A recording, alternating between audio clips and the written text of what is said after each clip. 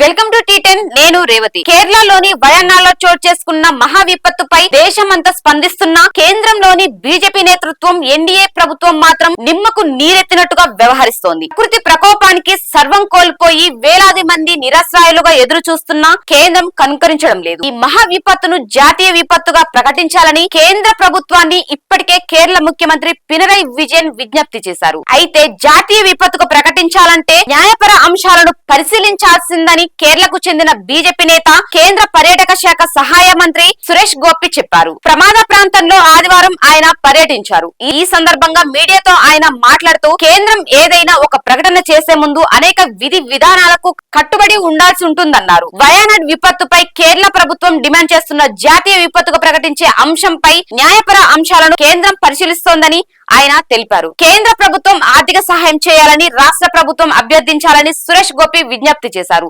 ఈ ప్రమాదంలో నిరాశ్రయులైన కుటుంబాలకు వేగంగా పునరావాసం కల్పించడానికి ప్రాధాన్యత ఇవ్వాలని ఆయన తెలిపారు. భారత సైన్యం ఎన్డీఆర్ఎఫ్ అధికారులతో కలిసి ప్రమాద ప్రాంతంలో సురేష్ గోపి పర్యటించారు. ఈ పర్యటన తర్వాత కేరళ రాష్ట్ర ప్రజాపనుల శాఖ మంత్రి మహమ్మద్ రియాజ్ తో సురేష్ గోపి సమావేశమయ్యారు. ఇది ఇవాల్టి న్యూస్. చూస్తూనే ఉండండి టీ10.